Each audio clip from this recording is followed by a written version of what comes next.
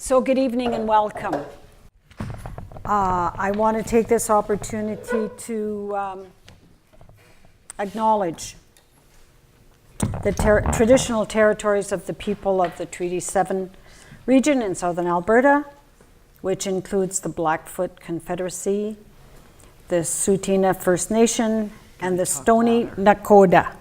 The city of Calgary is also home to the Métis Nation of Alberta Region 3. My name is Marie Bouclin, and I've met many of you, so I feel as if I've almost come home. And after tomorrow, I'll be the retired bishop of RCWP Canada. And I'm your moderator. Thank you. I feel the same way. I'm your moderator for this evening. And I thought rather than give you an extensive biography of our two guests, I'll just tell you who they are because you've seen the poster anyway. So we have, on my immediate right, Nancy Meyer, who is the RCWP Bishop for the Midwestern region of the USA. And next to her is Jane Vaya, who is co-bishop of the Western region of the USA, RCWP USA.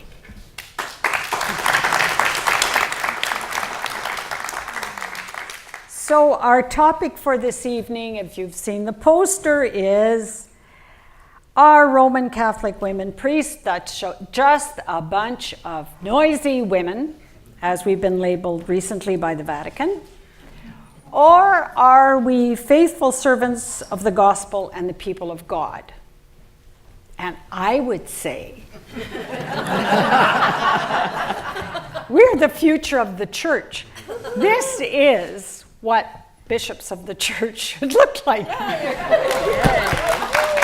Notice all the insignias of power, you know, the mitre and all the stuff. Anyway, that's where we are. So here's what we're going to do this evening. We'll do this in 3 parts, and we want it to be interactive. So you will have time to ask questions, comments, engage us in dialogue, and we may ask you questions. In the first part, Jane will begin, and she will speak to why I am still a Roman Catholic.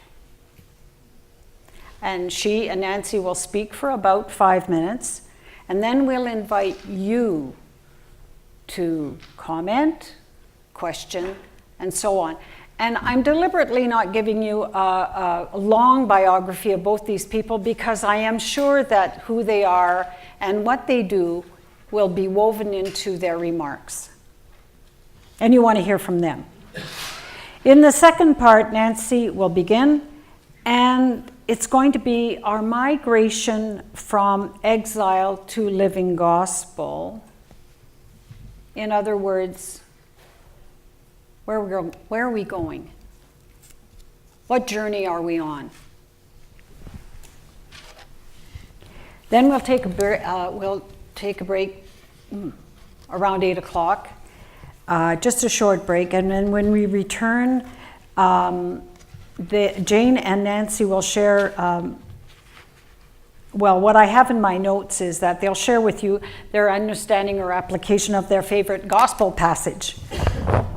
And again, if time allows, we'll open the floor to questions. And if we run out of time, you can engage us in conversation and one another over the snacks that appear to have appeared at the back. So, without further ado, and we'll remain seated if it's all right with you. I will sit. 2. So Jane, would you please open up with your thoughts about why you are still a Roman Catholic? Yes, can everybody hear me okay? Thank you.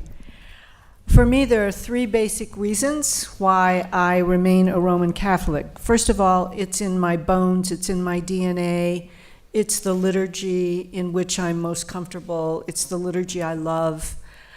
I have nowhere to go where I can be spiritually more centered than I am in the Roman Catholic tradition. Secondly, and I feel very strongly about this, if everyone like me leaves the Roman Catholic Church, the Roman Catholic Church will never change. It's important that well-educated, capable women stay in the church and speak out and take action. If we were to say we're no longer Roman Catholic, the Vatican would be thrilled. They'd be done with us, just like they're done with the old Catholic Church and the ecumenical Catholic Church. They don't have to worry about them because they're not their responsibility. What makes what we do so powerful as an agent of change is that we keep saying, yes, we are. We are Roman Catholic. And so they have to keep saying, no, you're not, or you're excommunicated, or you're a bunch of noisy women. Can you imagine? I mean, this is a cardinal in the Vatican who refers to our movement as a bunch of noisy women. How degrading, demeaning, dismissive, disrespectful. So that's my second reason. If everyone like me leaves, the church will never change. And then finally, I think most of us understand that the theology of women in the Roman Catholic Church is a theology that renders women second-class citizens.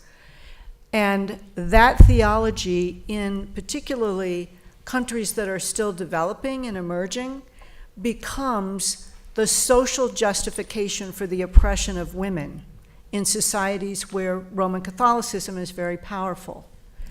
So if hypothetically Pope Francis were to say tomorrow, we're going to ordain women, and they are going to have equal access to every rank. They will be equally able to participate in decision-making, then I believe that what would happen is that the status of women in societies where the church has significant power will also change dramatically overnight.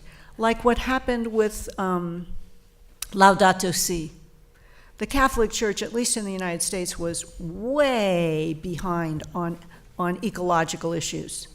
Pope Francis published his encyclical, and boom, overnight. Catholics in the United States are getting on board. So those are the reasons why I stay a Roman Catholic. Thank you. So Jane, thank you. Nancy, what about you? Well, I started out, we didn't check our notes together, but I started out the very same way. I'm Roman Catholic because it's in my DNA. It's just who I am. And my experience has been working in a Catholic parish. I was pastoral associate for 25 years in a Catholic parish. And we had a pastoral team in 84, 85 when we first began that was creative. And we dreamed dreams and we allowed things to happen. Actually, you know, we had so many dreams, and some of them actually came to pass because they could. But with the change in the Pope, he came in 79, but really the trickle-down effect did not really start in our parishes till the late 80s and 90s, when we also had a change of archbishop. And so life began to tighten up. But the pastor that we had was really a Vatican II pastor, and we were not changing to move to the right. And I am sure some of you have had some of that same experiences. The heart and the creativity started to go out of our ministry because we could not pastorally attend to some of the people's needs because of the laws that were being put upon us and the new regulations from the Archdiocese and the Pope. During that time, I looked at other denominations, and I worked with a group of women pastors as a spiritual director there was a program in the Indianapolis area that brought women pastors from across the United States for a 3-year renewal program. And I was part of that for 3 cycles for 9 years. And as those women talked to me and I listened, it became extremely clear to me that their position, even though they had been to seminary, they had been ordained in their particular denomination, what they faced was no different than what I faced in the Catholic Church. And they would say to me, you know, we can't get the big steeples. That's what they used to call them. We can't get the big steeples where they pay us a living wage. We have to take the small places. Or they'll ask us to go to a church that is hurting and falling apart. And once they got that church up and moving after several years of hard work, it would be taken away from them and given to a man. So as I looked at it, that wasn't any better than what I was facing in the Catholic Church. My call has always been to be a Roman Catholic priest. And I won't go into that story, but I knew when I was 11 years old. Well, in the days when I was 11 and Jane was 11, you know, girls couldn't be priests. Would ask the question, why not? Because Jesus didn't ordain women priests. Okay.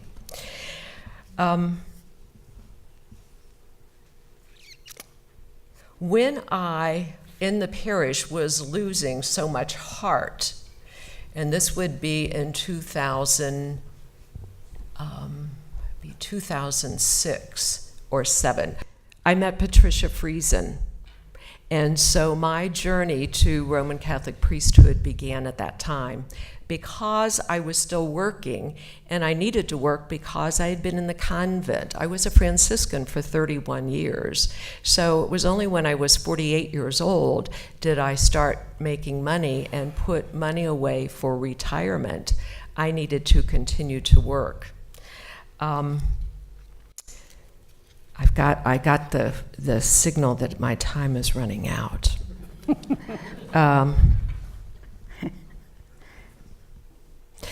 There are many Catholics that are finished with the institution, and I think one of the things that RCWP offers is that whole sense, again, of an enlivened community that meets the needs.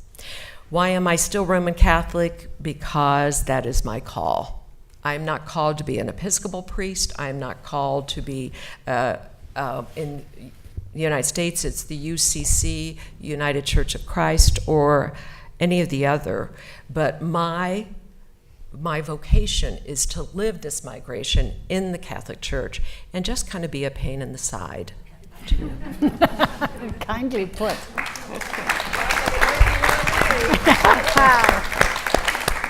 So now, let's just take a few minutes. If you have questions to address to either Jane or Nancy, I'm sure, I don't even know if we need microphones to hear questions, but there is one back there.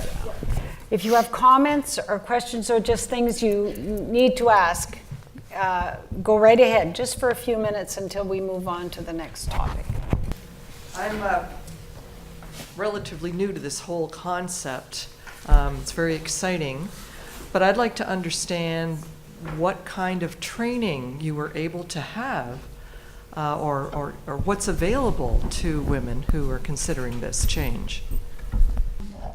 I'm one of many women who was degreed in theology before we ever came to the movement. I happen to have a PhD in religious studies, and my expertise was in New Testament studies. You know, you can't do New Testament studies without doing Hebrew Bible. And I started my life as a professor of religious studies before I got in trouble with the bishop and got silenced. So many of us come to the movement with masters in theology or masters in divinity. I'm not the only doctorate among the women who serve. There are some women who come with less formal education, and we have a preparation program through which we try to assist them in better and more fully preparing themselves. And it does include asking many of those women, it depends a little bit on the age of the person, to get an MA or an MDiv from an accredited university.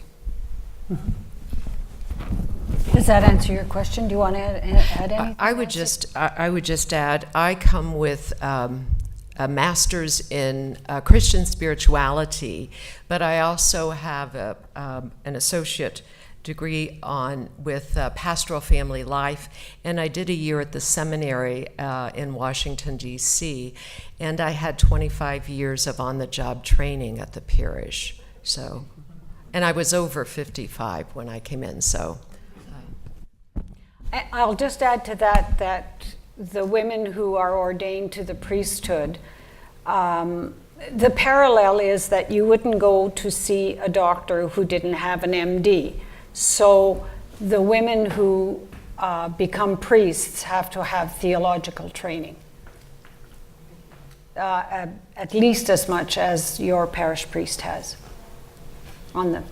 Yes.